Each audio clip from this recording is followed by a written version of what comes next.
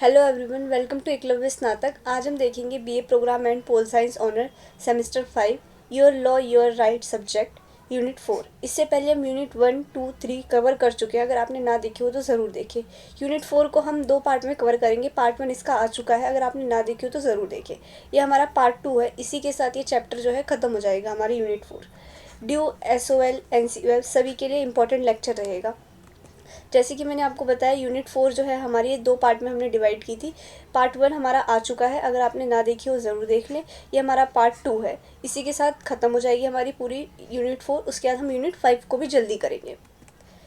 चलिए शुरू करते हैं। जैसे कि हम जानते हैं, विश्व में हर कोई जो होता है जीव अपना जीवन यापन करता है। अपने जीवन यापन के लिए कुछ ना कुछ खाना पीना खाता है ये ज़रूर। कुत्ते बिल्ली भी अपना जीवन यापन कर लेते हैं, जैसे उन्हें अपना जीवन जीना है वो जानते हैं। लेकिन वो अपना जो जीवन यापन करते हैं उनका तरीका अलग है और हमारा तरीका अलग है बिल्कुल। हम क्या करते हैं, मनुष्य हैं तो हम वस्तुओं का लेन देन करते हैं, अपनी चीज़ें खरीदते हैं। अगर हमें खाना खरीदना है, जाके हम सब्ज़ी खरीद लेते हैं, पैसे दिए और सब्ज़ी खरीद ली। तो कैसे हो रखा है, बदलते दौर के साथ हमारे जो बाज़ार हैं उनमें विकसित हो रखी हैं ये सारी चीज़ें, कि भाई बाज़ार विकसित हुए हैं, उनकी वजह से ये सारी चीज़ें हुई कि हम जाते हैं और इतनी ईज़िली हमें सारी चीज़ें अवेलेबल हो जाती है। बाज़ार व्यवस्था में क्या होता है, उपभोक्ता होते हैं हम, जो भी सामान लेता है वो उपभोक्ता कहलाता है। तो उसमें क्या होता है, उपभोक्ता में हम व्यक्ति जो है तब्दील होता चला गया है बाज़ार व्यवस्था के आने से। और जब से बाज़ार व्यवस्था आई है तब से जो व्यक्ति जो है उपभोक्ता तो बन गया है, लेकिन जो बेचने वाला है वो अपने खुद के इस्तेमाल के लिए, अपने खुद के फ़ायदे के लिए चीज़ों को बेचता है। और वो बेचने में कभी कभार वो घपला या फिर चीज़ें गलत भी कर देता है, उपभोक्ता को गलत चीज़ें भी बेचता है। तो इसकी वजह से जो है उपभोक्ता के लिए कुछ अधिनियम वगैरह लाने की बात कही गई, क्योंकि चीज़ें या समय बदल रहा है, इसलिए ये सारी चीज़ें बोली गई हैं। इसी प्रक्रिया में यह उपभोक्ताओं का अधिकार है कि उन्हें खुद के इस्तेमाल के लिए अच्छी गुणवत्ता वाली चीज़ें मिले, जिनके उनके स्वास्थ्य पर बुरा प्रभाव ना पड़े। उपयोगी वस्तुएं हमारे लिए बहुत ही महत्वपूर्ण है तथा गुणवत्ता वाली वस्तुएं प्राप्त करना हमारा मौलिक अधिकार है। तो हमारा मौलिक अधिकार है पूरी तरह कि हम अच्छी गुणवत्ता की चीज़ें लें, उनको यूज़ करें। जब हम पैसे दे रहे हैं तो पूरी तरह अच्छी चीज़ें लें। इसी सबको देखते हुए भारत सरकार ने जो है 1986 में नागरिकों के उपभोक्ता संरक्षण अधिकार की जो बात कही थी, नागरिकों के उपभोक्ता अधिकार की रक्षा के लिए ये अधिनियम बनाया गया हमारा 1986 का। ठीक है। इसमें जो है औद्योगिक क्रांति ये कैसे शुरुआत हुई, मतलब इन सारी चीज़ों की। पहले क्या था, हमारा बार्टर सिस्टम चलता था, यानी वस्तु विनिमय। तो उस टाइम पे क्या होता था, सब लोग पास में रहते थे बिल्कुल।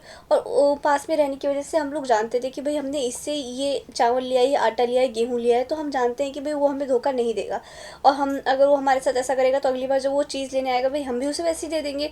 ये चीज़ हो जाती थी। तो कोई भी लोग जो है किसी के साथ घपला या गलत या बेकार चीज़ें नहीं देते थे। लेकिन बदलते दौर के साथ क्या है, औद्योगिक क्रांति आई, लोग ग्रामीण से शहरी की तरफ आने लग गए। और इसी से क्या हुआ, वो जो हमारे उद्योग वगैरह इसका जो है पूरे एक तरफ से क्रांति आ गई। औद्योगिक क्रांति के बाद में ये सारी चीज़ें बहुत ज़्यादा उभर के आई सामने। तो इसी के साथ औद्योगिक क्रांति के साथ हमारी क्या हुई, वो हमारे शहरी केंद्रों में, शहरी नगरों में हमारे उपभोक्ता का केंद्र बन गए, क्योंकि लोग सारे आके ग्रामीण से शहर में रहने लग गए और सारी चीज़ें हमें यूज़ में पैसों से लेनी पड़ी। उपभोक्ता का केंद्र बन गए शहरी इलाके। और शहरी इलाकों के बिल्कुल केंद्र बनने से क्या हुआ, लोग एक दूसरे को जानते तो थे नहीं, कोई इस तरह से सब अलग अलग जगह से आए हैं। कोई वस्तु विनिमय या बार्टर सिस्टम तो था नहीं, जैसे पुराने समय में प्रचलित होता था। लोग छोटे छोटे घर में रह रहे और एक दूसरे से बातचीत करके इस तरह से ले लिया, कोई बाजार नहीं है तो ऐसा कुछ तो था नहीं। तो अब यहाँ पे क्या होता है कि ठग की बात आने लग गई थी, कि पैसे तो पूरे ले लिए जाते हैं लेकिन हमें ठगा जाता है, हमें सही और अच्छी चीज़ें नहीं दी जाती, हमें हमारे स्वास्थ्य के हानिकारक चीज़ें दी जाती है। तो इन सबको देखते हुए हमारा जो है अधिनियम बनाया गया। परंतु वर्तमान वैश्विक बाजार में ऐसा नहीं है और तकनीकी युग के कारण वाणिज्य बहुत ज़्यादा महत्वपूर्ण हो गया है। यहाँ लोगों के मध्य पारस्परिक व्यापार की प्रक्रिया में दूरियां बढ़ गई हैं।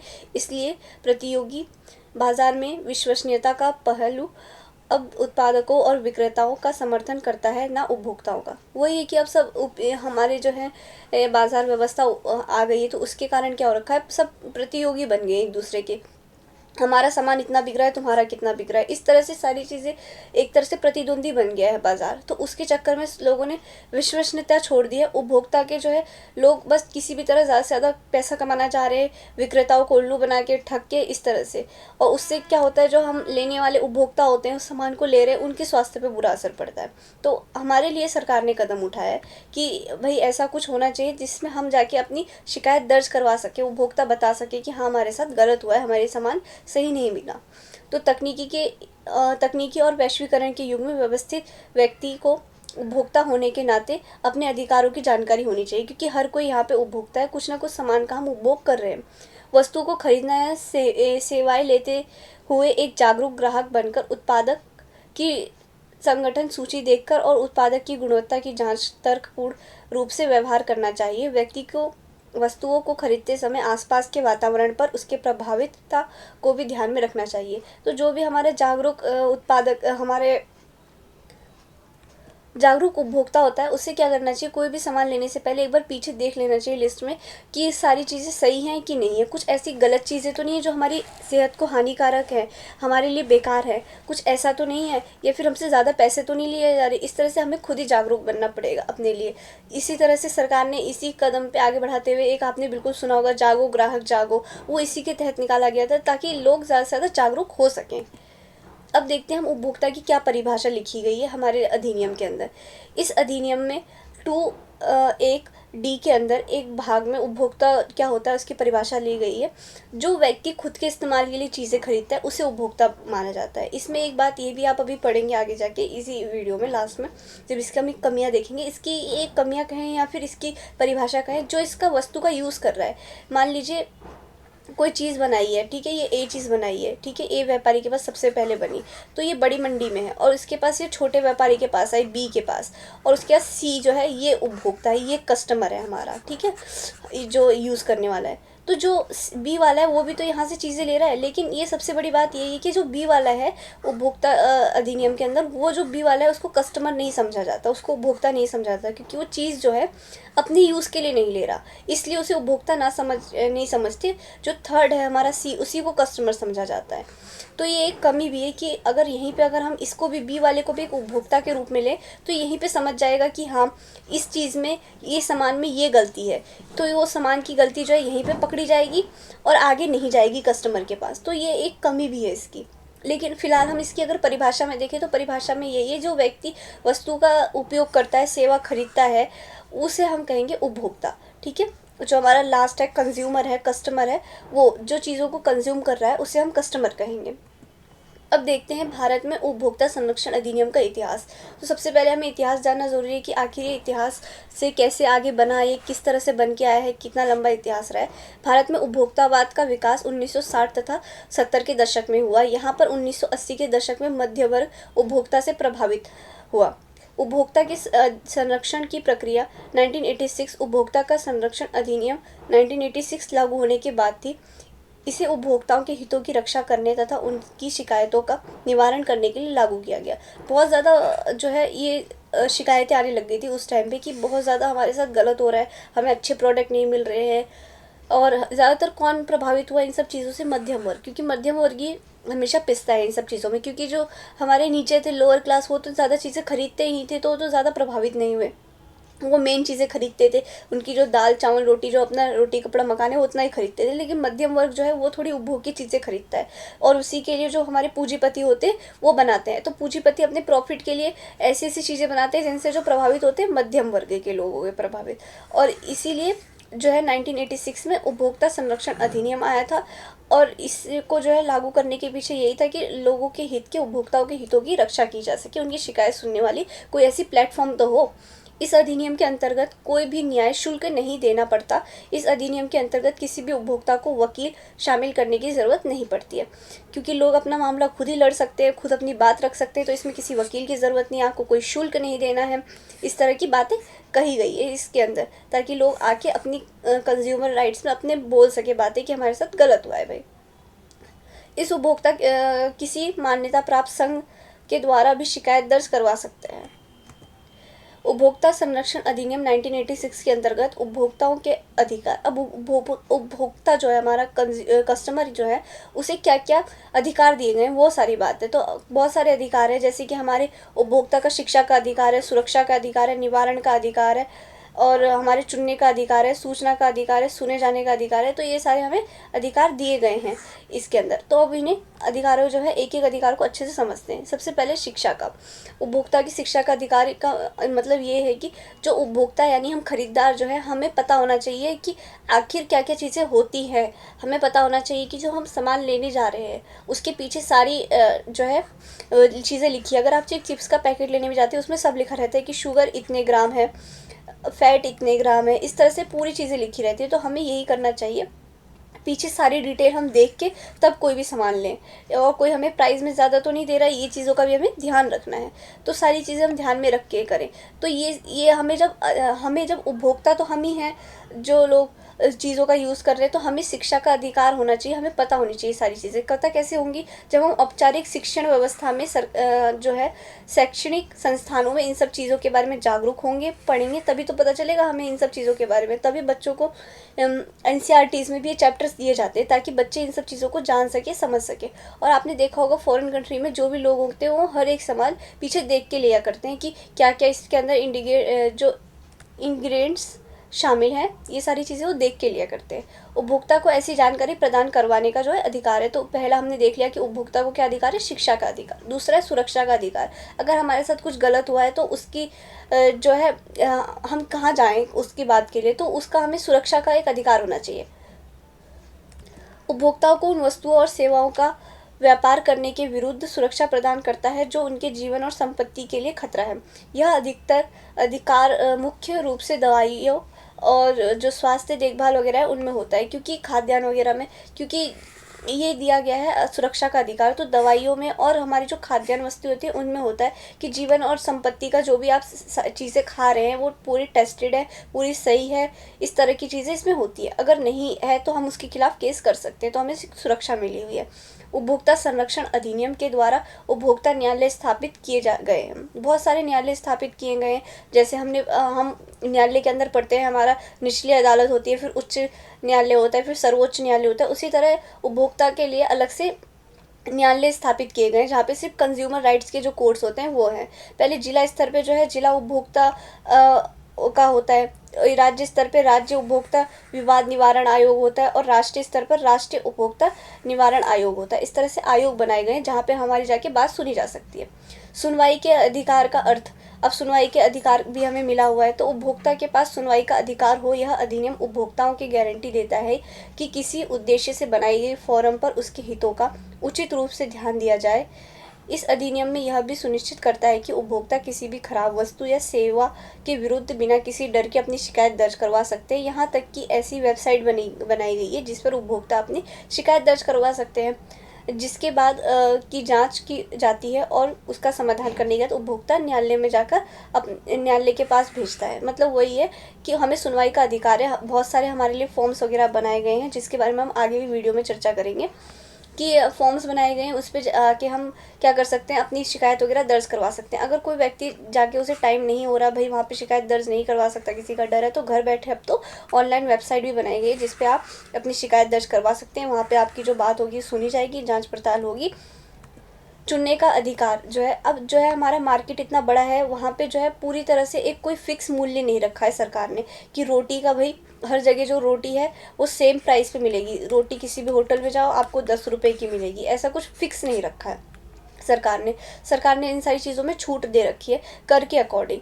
क्योंकि देखिए टैक्स जिस चीज़ में जितना लगेगा उसी हिसाब से सारी चीज़ें होती हैं। आपने भी देखा होगा जब किसी पेट्रोल पे टैक्स लग जाता है तभी तो उसका प्राइस जो है हाई जाता है। अगर पेट्रोल में टैक्स कम होता है तो उस समय लो चले जाता है। तो ये सारे कर के ऊपर भी डिपेंड करता है, कितना टैक्स लग रहा है उसके ऊपर भी डिपेंड करता है। तो यहाँ पे चुनने का अधिकार है पूरी तरह से कि उपभोक्ता देख सके कि उसकी कीमत के अनुसार आप अगर जाते हैं किसी मार्केट में तो आपको 10 रुपये की भी लिपस्टिक मिल जाएगी, ठीक है, और आपको 100 रुपये की भी मिल जाएगी लिपस्टिक, और आपको 1000 रुपये की एक लिपस्टिक भी मिल जाएगी। तो ये आपके ऊपर डिपेंड करता है कि आप कैसे कौन सी चीज़ लेते हैं। और इसका जो प्राइस है किसके ऊपर निर्भर कर रहा है, टैक्स के ऊपर, क्वालिटी के ऊपर, इन सब चीज़ों के ऊपर जो है निर्भर करता है कि कितना कर लिया जा रहा है। तो यहाँ पे वही बात बता रखी है कि उपभोक्ता जो है अपनी कीमत के अनुसार अपने हिसाब से कोई भी वस्तु ले सकता है, उसकी पहुँच होनी चाहिए। उपभोक्ता को ये अधिकार होना चाहिए कि उसे कितना चीज़ लेनी है नाप तोल कर सके वो पूरी तरह से। और जो वस्तु की कीमत होती है, एक वस्तु की सरकार ने कोई कीमत निश्चित तय नहीं कर रखी है और इसकी कीमतें जो है कर के अकॉर्डिंग तय होती है।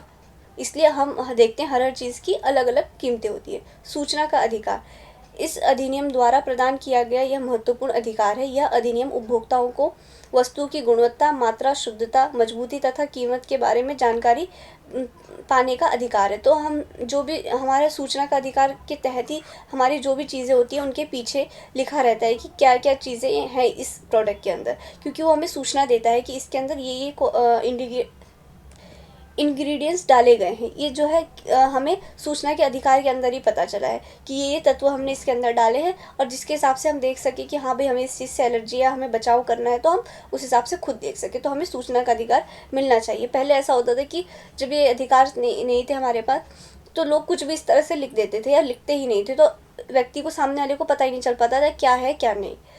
तो इसके तहत हमें सूचना का अधिकार दिया गया। अब आगे बढ़ते हैं। उपभोक्ता संरक्षण अधिनियम 1986 के अंतर्गत उपभोक्ता संरक्षण परिषद। अब जो परिषद वगैरह बनाए गए हैं उनके बारे में जानते हैं।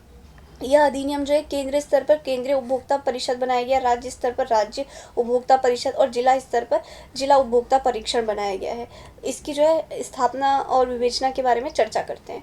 जिला उपभोक्ता परीक्षण परिषद, राज्य सरकार एक अधिसूचना के द्वारा हर जिले में एक परिषद की स्थापना करता है, जिसमें एक अध्यक्ष होता है, दूसरे सरकारी कर्मचारी और गैर सरकारी कर्मचारी होते हैं जो राज्य द्वारा निर्धारित किए जाते हैं।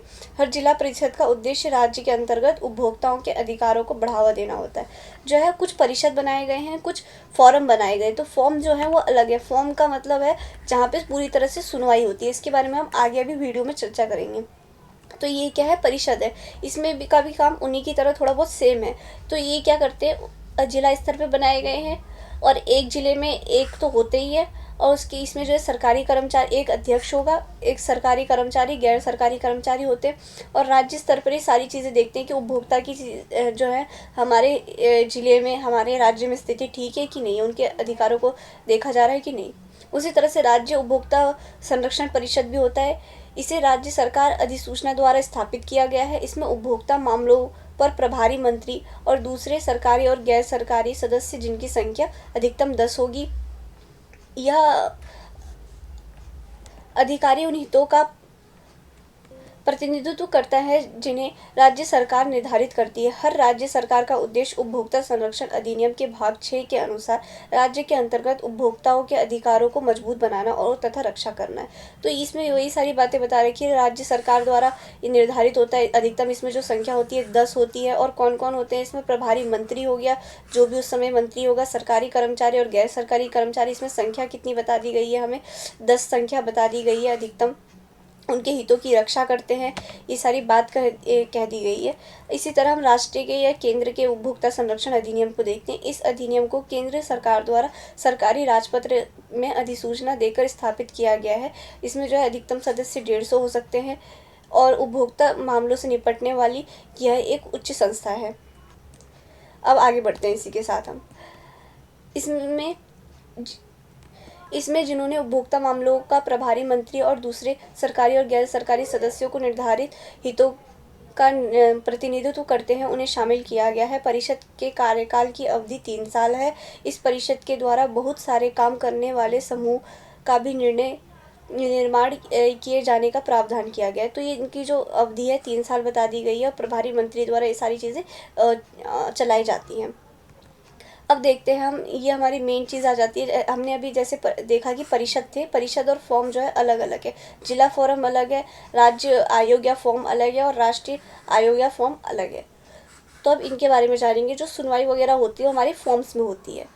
उपभोक्ता संरक्षण अधिनियम 1986 के अंतर्गत उपभोक्ताओं के विवाद का निवारण करने वाली संस्था। उपभोक्ता संरक्षण अधिनियम 1986 के अंतर्गत उपभोक्ताओं के विवाद का निपटारा करने वाली 3 स्तरीय संस्थाओं का निर्माण के लिए प्रावधान किए गए। यह संस्था इस प्रकार है। कौन सी संस्था है हमारी? जिला स्तर पर जिला फोरम है, राज्य स्तर पर राज्य आयोग या राज्य फोरम भी बोल सकते हैं आप, केंद्र स्तर पर केंद्र आयोग या केंद्र फोरम। यह तीनों जो है अर्ध न्यायालयिक संस्था है। इनके निर्माण तथा काम करने के तरीके की अनोखी विशेषताएं हैं। अब कैसे ये काम करती है, क्या इनका स्ट्रक्चर है, वो देखते हैं। सबसे पहले हम सबसे पहले शुरुआत करते हैं जिला फॉर्म से हमारी। तो जिला फॉर्म जो है हमारे एक ज़िले में होती है, ठीक है। और एक अगर ज़रूरत पड़ी हमें तो हम देख सकते हैं, अगर ज़िला बड़ा है तो हम एक ज़िले में एक से भी ज़्यादा भी फॉर्म स्थापित कर सकते हैं। और इस फॉर्म में केवल एक सलाहकार संस्था के रूप में ये देखी जा सकती है। इसकी बनावट कैसी है, इसमें एक अध्यक्ष होगा हमारा, हमारे एक अध्यक्ष, दो उसके साथ अन्य अध्यक्ष होंगे। और उसमें जो अध्यक्ष होंगे उसमें एक महिला शामिल होनी चाहिए। जो इसमें व्यक्ति शामिल होंगे उनकी न्यूनतम आयु 35 वर्ष होनी चाहिए। मतलब 35 वर्ष से ऊपर हो सकता है, लेकिन 35 वर्ष से नीचे वाला बंदा नॉट अलाउड, बिल्कुल। और इसमें जो विश्व और ये सारी बातें कह दी गई, विश्वविद्यालय से स्नातक किया होना चाहिए, यानी हमारा बीए बीकॉम इस तरह की ग्रेजुएशन पास होना चाहिए। मतलब ईमानदार व्यक्ति होना चाहिए जिसके पास योग्यता हो, ज्ञान हो, प्रशासन की वो सारी चीज़ें होनी चाहिए। और कम से कम 10 साल का एक्सपीरियंस होना चाहिए। इसके बाद इसके सदस्यों की नियुक्ति देखते हैं हम। आयोग के सदस्यों की नियुक्ति चयन समिति के सुझाव के आधार पर की जाती है। इन सदस्यों की नियुक्ति राज्य के कानूनी विभाग के सचिव और विभाग के प्रभारी सचिव तथा राज्य आयोग के सभापति की अध्यक्षता में होती है। इस सदस्यों के कार्यकाल 5 वर्ष से लेकर 65 वर्ष की आयु तक होता है। मतलब 5 वर्ष तक करते हैं ये काम, और 5 वर्ष के बाद दोबारा चुने जा सकते हैं। ऐसी कोई बात नहीं है कि नहीं चुने जा सकते, दोबारा ये चुने जा सकते हैं। लेकिन 65 वर्ष की आयु तक दोबारा चुने जा सकते हैं। मान लीजिए कोई 40 वर्ष का व्यक्ति है, वो पहली बार में चुना गया है, तो 40 वर्ष में अगर वो 45 में फिर उसको मतलब एक तरह से 5 वर्ष का उसका कार्यकाल पूरा हो गया, लेकिन उसका काम बहुत अच्छा है तो उसको दोबारा कर देंगे तो 55 में हो जाएगा। दोबारा 5 साल और काम करके अगर उसका काम और अच्छा लगा है तो उसको जो है हम 60 तक कर देंगे, यहाँ पे 50 तक कर देंगे, यहाँ पे 55 तक कर देंगे, इस तरह 60 तक कर देंगे। तो इस तरह कर करके वो लास्ट 65 वर्ष तक काम कर सकता है। अगर किसी ने 35 वर्ष में भी अगर ज्वाइन किया है, अगर हम मान के चले 40 में ना किया है, 35 में किया है, तो इस तरह वो कितनी भी बार 5-5 वर्ष करके काम तो कर सकता है, दोबारा तिबारा बन सकता है। लेकिन 65 वर्ष से ज़्यादा उम्र उसकी नहीं होनी चाहिए, ये बात कही गई। और ये जो है जिला फोरम में नहीं, ये सारी चीज़ें आप देखेंगे राज्य और राष्ट्रीय स्तर पे भी सेम चीज़ें हैं कि हमारा स्नातक किया होना चाहिए, ईमानदार व्यक्ति हो, कार्यकाल 65 वर्ष आयु तक हो, 5 वर्ष में होता है और दोबारा चुना जा सकता है। ये सारी चीज़ें सब में हैं। अब देखते हैं इसका क्षेत्र अधिकार क्या है। जिला फोरम जो है प्रारंभिक क्षेत्र अधिकार है, सबसे निचली अदालत है। मतलब एक तरह से हम नीचे का देखती है, प्रारंभिक है। तो इसमें जो है कौन कौन से हम मुआवजे की रख सकते हैं बात। मुआवजे का मूल्य जो है अगर 20 लाख रुपए से कम हो तो हम इस फॉरम में लिखित शिकायत दर्ज करवा सकते हैं। अपील इसमें सुनी जाती है। यह पीड़ित पक्ष जिला फोरम के निर्णय से असंतुष्ट है। अगर पीड़ित पक्ष असंतुष्ट है तो उस समय में वो क्या कर सकती है, अगली अदालत में यानी राज्य में जा सकती है, राज्य फोरम में या राज्य आयोग में, और 30 दिनों के अंदर जा सकती है। 25,000 रुपये या जुर्माने का 50% जो है मुआवजा जो है उन पक्ष को जमा करवाना पड़ेगा फोरम के विरुद्ध अपील के लिए, तो वो आगे जा सकते हैं। अब आ जाते हैं हम राज्य आयोग में, ठीक है। अब जैसे हमने जिला आयोग के बारे में पढ़ लिया, वैसे अब राज्य आयोग में भी हमें वही सारी चीज़ें पढ़नी है कि उसका क्षेत्र अधिकार, अपील और क्या उसके बनने की योग्यताएं वगैरह, वही सारी चीज़ें हैं। इसे राज्य सरकार के द्वारा स्थापित किया गया और इसका क्षेत्र अधिकार संबंधित राज्य की सीमाओं तक और उच्च न्यायालयों का न्यायाधीश या जो न्यायाधीश होते हैं और जो दूसरे सदस्य होते हैं, एक महिला शामिल होनी चाहिए। मतलब जो उच्च न्यायालय का हमारे न्यायाधीश होंगे वो हो गए, और जो उनके साथ 2 सदस्य होने चाहिए जिसमें से एक महिला शामिल होनी चाहिए। यही सेम चीज़ उसमें भी थी, लेकिन उसमें न्यायाधीश नहीं थे, उसमें जो है अलग चुने गए थे। लेकिन उसमें भी देखो एक अध्यक्ष और 2 उनके साथ और एक महिला थी, तो सेम चीज़ इसमें भी है।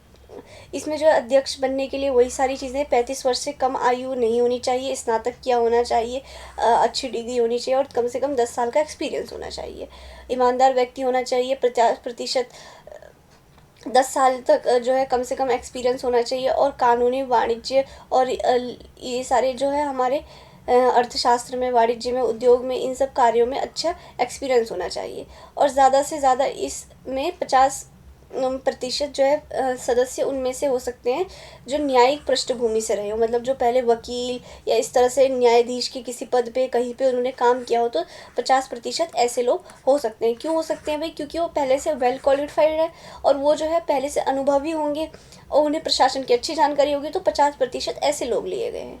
तो इसमें अब नियुक्ति किस प्रकार होती है ये देखते हैं हम। इसके सदस्य चयन से समिति की सिफारिश के आधार पर नियुक्त की जाती है। जैसे उसकी भी हमारे चयन समिति के आधार पे सिफारिश पर नियुक्त की गई, वैसे सेम यहाँ पे भी है।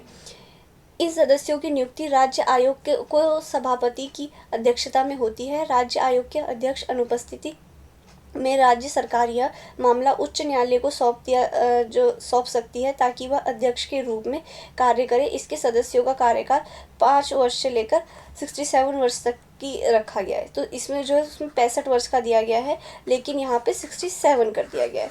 तो वही चीज़ हो गई है, मतलब जो 5 वर्ष की आयु का कार्यकाल है आप दोबारा रिपीट कर सकते हैं, लेकिन 65 वर्ष तक जो है आप कर सकते हैं, 67 वर्ष तक। 67 के बाद आप ये काम नहीं कर सकते। ये शर्त पूरी होनी चाहिए और योग्यताएं आपकी पूरी होनी चाहिए। इसका क्षेत्र अधिकार, अब क्षेत्र अधिकार कितना है, वहाँ पे जो है 2 लाख रुपए के ऊपर था, लेकिन यहाँ पे जो है ये चीज़ें बढ़ा दी गई है। ज़्यादा से ज़्यादा कितना कर दिया गया है कि 20 लाख से ज़्यादा और 1 करोड़ से कम होना चाहिए, तब आप यहाँ पे जाके और लिखित शिकायत अपनी दर्ज करवा सकते हैं। अब इसकी अपील जो है, अगर संतुष्ट नहीं है तो आप इससे बड़ी वाले में जा सकते हैं, यानी हमारे केंद्र में जा सकते हैं। केंद्र में अगर आपको जाना है तो आपको 35,000 रुपये जुर्माने और 50% जमा करवाएं। ऐसे निर्णय के खिलाफ राष्ट्रीय आयोग के पास अपील दर्ज करवा सकते हैं। देरी से की गई अपील के लिए अनुमति दी जा सकती है। अगर आप कोई क्योंकि 30 दिन के इनका टाइम पीरियड होता है, अगर 30 दिन तक आप सहमत नहीं हैं तो आप चले जाएं अपने से उच्च सदन वाले में, कोर्ट में, वहाँ पे फॉरम में जाएं, अपनी शिकायत दर्ज करवाएं। लेकिन अगर आपको देर हो गई तो आपको ये बताना पड़ेगा कि हमें क्यों देर हुई है। अगर कोर्ट को, फॉरम को सही लगेगी वो चीज़, तभी आपको अनुमति दी जाएगी। इसी तरह हम पढ़ते हैं राष्ट्रीय आयोग के बारे में। तो भारत सरकार द्वारा इसकी स्थापना 1988 में की गई। यह उपभोक्ता की समस्याओं का समाधान करने के लिए बनाए गए 3 स्तरीय न्यायिक तंत्र में सर्वोच्च है। बिल्कुल हमने ये देख लिया है, सर्वोच्च है ये हमारे, और ये 1988 में स्थापना की गई है इसकी। एक केंद्र सरकार द्वारा निर्धारित की गई पद्धति का पालन करता है। मुकदमा से निपटने समय वह सिविल न्यायालय के तरह शक्तियाँ प्राप्त है इसे बहुत ज़्यादा। सर्वोच्च न्यायालय का सेवन न्यायाधीश इस आयोग का अध्यक्ष होता है। जो सेवक होता है हमारे सर्वोच्च न्यायालय का, वो यहीं का न्यायाधीश होता है। और वही बात है कि केंद्र सरकार का एक अध्यक्ष नियुक्त करती है, और इसमें भी साथ में महिला भी होती है। जो कि सर्वोच्च न्यायालय का अध्यक्ष होता है, उसकी नियुक्ति भारत के मुख्य न्यायाधीश से सलाह करने के बाद की जाती है, तथा केंद्र सरकार 4 दूसरे सदस्यों को भी नियुक्त करती है, जिसमें से एक महिला होगी। तो हर जगह कहाँ पे 2-2 सदस्य, एक अध्यक्ष हुआ कर रहा है, एक हमारा अध्यक्ष है, ठीक है, हर जगह पे। लेकिन और 2 हमारे जो है उसमें सहायक या सदस्य हैं हमारे, लेकिन यहाँ पे जो है 4 सदस्य कर दिए गए हैं, ठीक है। तो ये आपको याद रखनी है, छोटी छोटी बातें। इस आयोग का सदस्य बनने के लिए व्यक्ति की न्यूनतम आयु जो है 35 वर्ष है, जैसे कि तीनों में कही गई है, 35 वर्ष है होनी चाहिए। 10 साल का एक्सपीरियंस होना चाहिए। विश्वविद्यालय जो है स्नातक किया होना चाहिए अच्छे, और प्रशासन से जुड़ी हुई आपको निपटने की 10 साल का अनुभव हो। और 50% जो इसमें भी जो सदस्य होंगे वो कहाँ से होंगे, हमारे जो भी हमारे पहले से कानून के न्यायिक के पृष्ठभूमि में रहे वो वाले।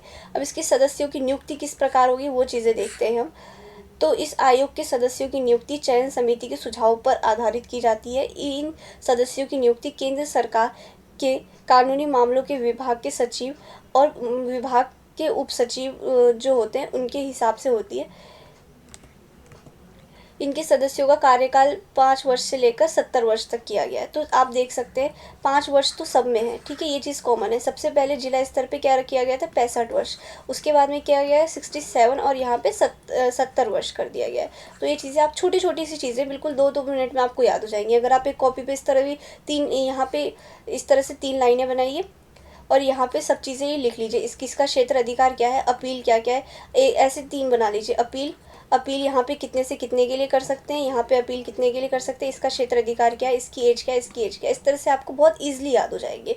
बिल्कुल आपको 5 से 10 मिनट लगेंगे ये चीज़ें बनाने में, बशर्ते जो नियुक्ति है वो दूसरी शर्तें पूरी करती हो, मतलब सारी जो शर्तें पुरानी वाली वो पूरी कर रही हो। इसका क्षेत्र अधिकार क्या है वो देखते हैं। इसमें मूल अपीलीय तथा पुनः निरीक्षण क्षेत्र अधिकार निहित है। यदि वस्तुओं और सेवाओं के अतिरिक्त मुआवजे का मूल्य 1 करोड़ रुपए से ज़्यादा है तो इस आयोग में लिखित शिकायत दर्ज करवा सकते हैं। और अगर आप इस यहाँ पे मतलब सर्वोच्च है, क्योंकि ये तो केंद्र में है, अगर आप यहाँ से भी बिल्कुल संतुष्ट नहीं है कि ये सर्वोच्च में भी, तो आप एक काम कर सकते हैं कि आप उसके बाद अपने हमारे जो सर्वोच्च न्यायालय है सुप्रीम कोर्ट है, वहाँ पे जाके अपनी अपील दायर करवा सकते हैं, दर्ज करवा सकते हैं।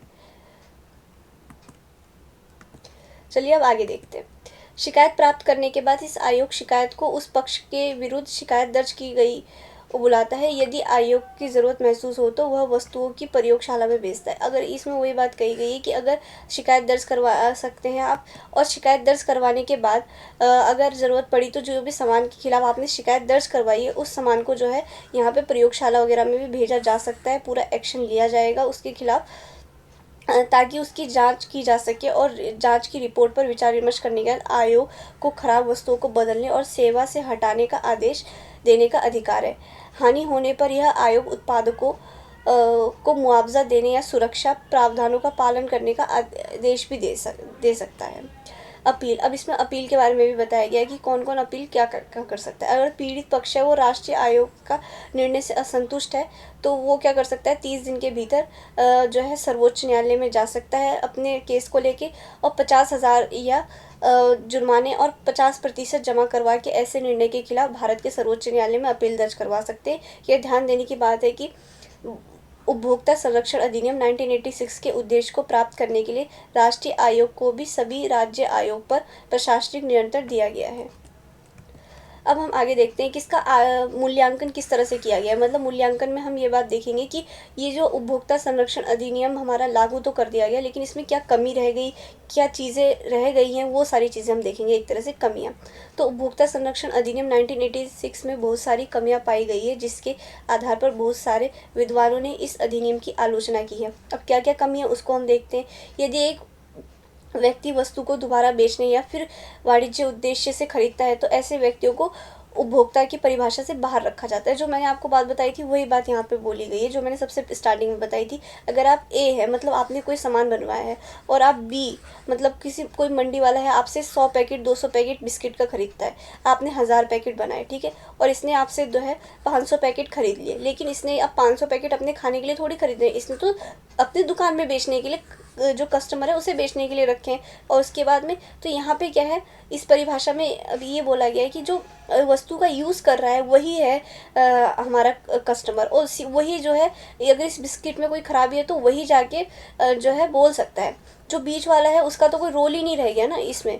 तो इसमें बात कही, जो बीच वाले हैं जो हमारे वाणिज्य उद्देश्य भी खरीदते हैं उन्हें भी उपभोक्ता की परिभाषा में शामिल करना चाहिए। इससे क्या होगा, पहले ही जो हमारे बिस्किट की कमी वगैरह है, बिस्किट की जो दिक्कत है वो पहले बीच में साबित हो गई, पता चल गया हमें, तो उपभोक्ता तक सही चीज़ पहुँचेगी। इस बात को रखा गया। सरकारी तथा दानशील अस्पतालों में भी सभी निकाय के अंतर्गत लाया जाए ना चाहिए। मतलब जो हमारी, अगर मान लीजिए अगर आप जाके प्राइवेट हॉस्पिटल में अपना ट्रीटमेंट करवाते हैं तब तो ठीक है, एक पल के लिए ठीक है, आप जाके कंज्यूमर कोर्ट में उसके लिए अपील दर्ज कर सकते हैं कि हाँ भाई हमारे साथ इस चीज़ के लिए गलत हुआ है, हमारा ठीक से ट्रीटमेंट नहीं हुआ। लेकिन मान लीजिए अगर आप गवर्नमेंट हॉस्पिटल में गए हैं तो, और या फिर दान में दी गई कोई चीज़ है आपकी, तो अगर चिकित्सा क्षेत्र में ऐसा कुछ होता है ना तो आप जाके अपने वहाँ पे हक के लिए बोल भी नहीं सकते, क्योंकि आपने वो खरीदा नहीं है पैसों से चीज़ें, आपको दान में या मुफ्त में मिली है। तो ये सारी चीज़ों के लिए आप कंज्यूमर में इस तरह से अपील नहीं कर सकते। इस अधिनियम की इस छूट की वजह से आलोचना करते हैं। उनका कहना है कि यदि ऐसे खरीदारों के हित की रक्षा न की गई तो इसका खामियाजा आखिर में अनुभव को उठाना पड़ेगा, जो अपने खुद के इस्तेमाल के लिए चीज़ों को खरीदते हैं। तो वही बात कही गई है, जो खुद के इस्तेमाल के लिए चीज़ों को खरीदता है उनको प्रॉब्लम होगी। अगर बीच में हमें कोई प्रॉब्लम है उसका पता चल जाता है तो लास्ट में जो कस्टमर है उसे प्रॉब्लम नहीं होगी, जो कंज्यूम कर रहा है चीज़ों को उसे प्रॉब्लम नहीं होगी। उपभोक्ता के अर्थ को व्यापक होना चाहिए। इनका शॉर्ट मतलब ये है कि भाई उपभोक्ता के अर्थ को जो है व्यापक होना चाहिए। ऐसे लोगों को भी जो वाणिज्य उद्देश्य भी खरीदते हैं चीज़ों को, उन्हें भी इसमें शामिल करना चाहिए। निःशुल्क अस्पताल सेवाओं को सेवर की परिभाषा के अंतर्गत नहीं रखा गया है। उपभोक्ता संरक्षण अधिनियम 2019, अब 2019 का अधिनियम लागू किया गया है।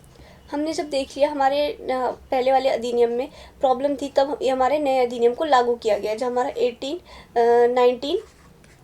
1986 के अधिनियम में थोड़ी दिक्कतें सामने आई, थोड़ी प्रॉब्लम सामने आई, तब हमारा 2019 में नया अधिनियम शामिल किया गया है। उपभोक्ता संरक्षण अधिनियम 2019, उपभोक्ता संरक्षण अधिनियम 2019 को जो 20 जुलाई 2020 को लागू किया गया है। इस अधिनियम में 3 दशकों पुरानी उपभोक्ता संरक्षण अधिनियम 1986 का स्थान लिया है। 1986 के अधिनियम में बहुत सारी कानूनी कमियां थी, जिनका प्रावधान या समाधान 2019 के उपभोक्ता संरक्षण अधिनियम में करने की कोशिश की गई है, उसकी कमियों को हटाने की कोशिश की गई है।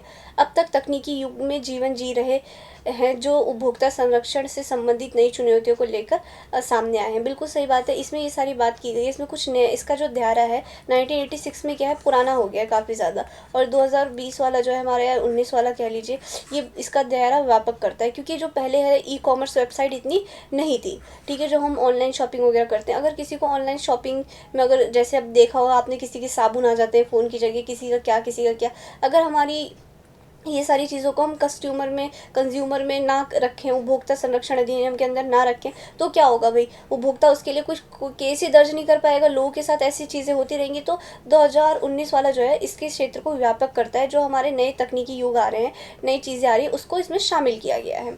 इसलिए इन चुनौतियों से निपटने के लिए 2019 वाला जो है अधिनियम लाना ज़रूरी हो गया था। उपभोक्ता संरक्षण अधिनियम 2019 डीजे मंच द्वारा प्रदान किए गए अनुचित व्यापार को रोकथाम करने के लिए किया गया है, जो कि उपभोक्ता संरक्षण अधिनियम 1986 के विपरीत उपभोक्ता संरक्षण अधिनियम 2019 के अंतर्गत उपभोक्ता की परिभाषा में उपभोक्ताओं को भी शामिल किया गया है जो ऑनलाइन खरीदारी करते हैं। इस संदर्भ में पारित उपभोक्ता संरक्षण अधिनियम 2019 के उपभोक्ता संरक्षण अधिनियम से ज़्यादा विस्तृत है। बिल्कुल, उपभोक्ता संरक्षण जो अधिनियम है, उपभोक्ताओं के अधिकार को बढ़ावा देने, उनकी रक्षा करने और उन्हें लागू करने के लिए उपभोक्ता संरक्षण अधिनियम 2019 के अंतर्गत किए गए प्रावधान के अनुसार केंद्रीय उपभोक्ता संरक्षण प्राधिकरण की स्थापना करना सुनिश्चित किया गया है। इस प्राधिकरण की जांच पड़ताल करने वाली एक समिति होगी। इस समिति का अध्यक्ष एक महानिर्देशक होगा जो ऐसे होने वाले उल्लंघनों की जांच पड़ताल करेगा।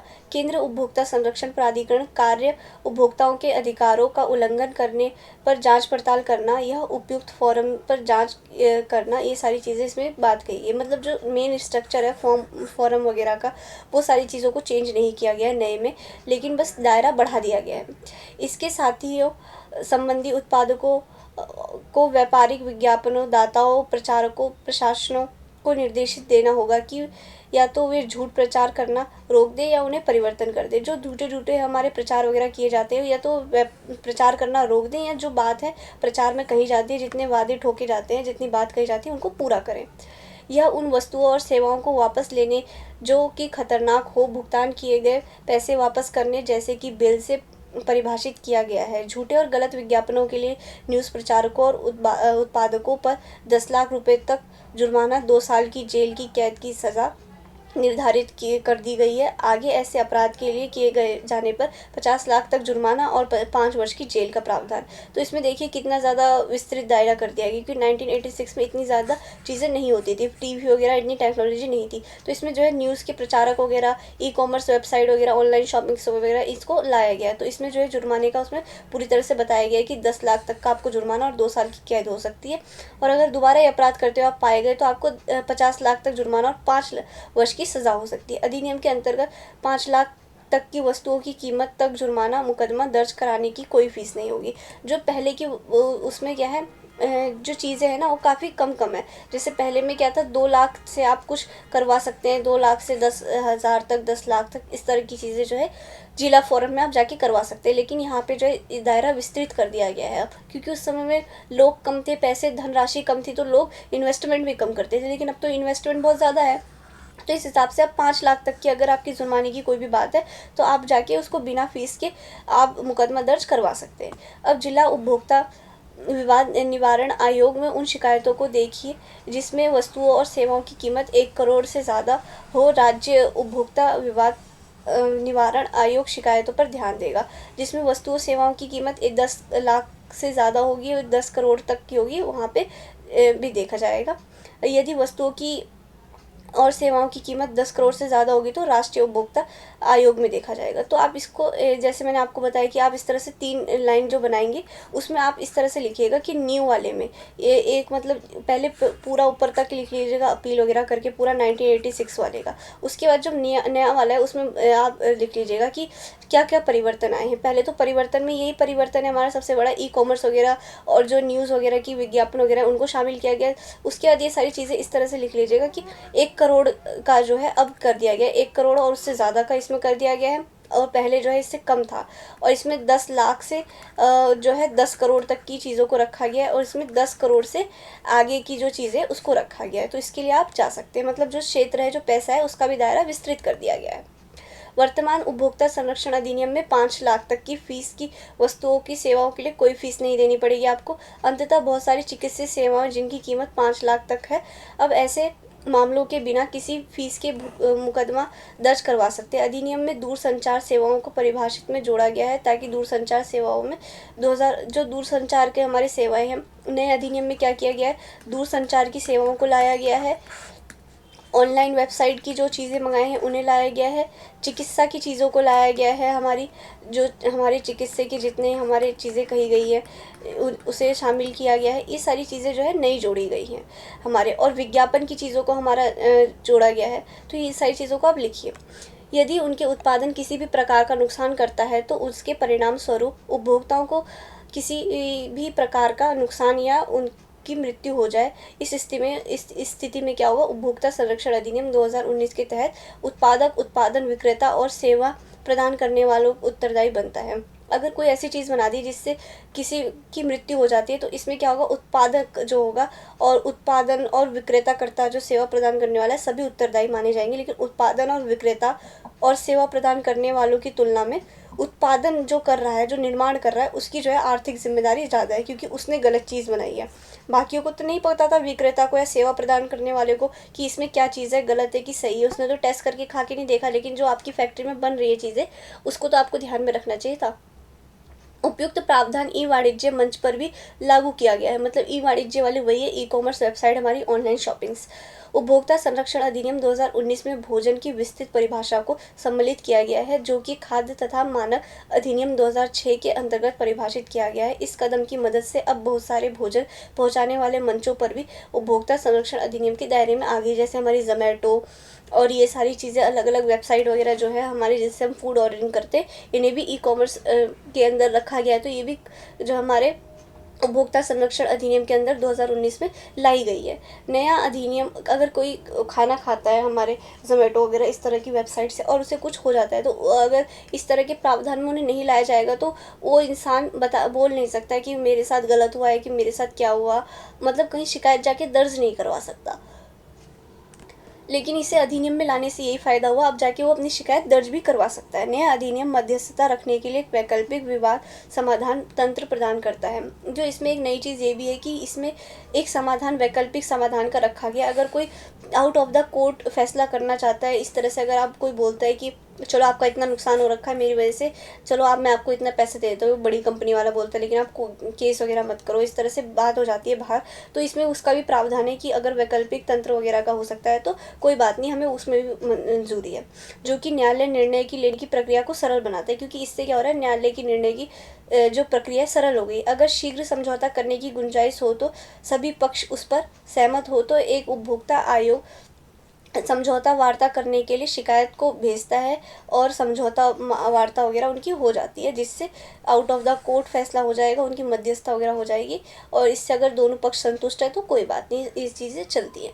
इस मध्यस्थता गुट की स्थापना उपभोक्ता आयोग की तत्वाधान में होगी। तो लेकिन ये चीज़ें जो है, वहाँ पे कोई ना कोई कोर्ट का बंदा होगा तभी होगी।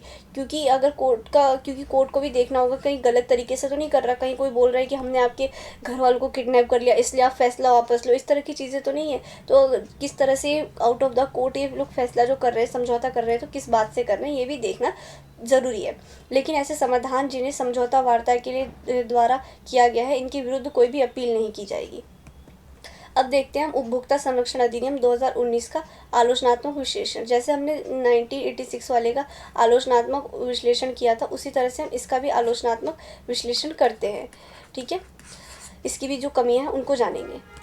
उपभोक्ता संरक्षण अधिनियम 2019 तकनीकीकरण के इस युग में उठाया गया बहुत ज़रूरी कदम है।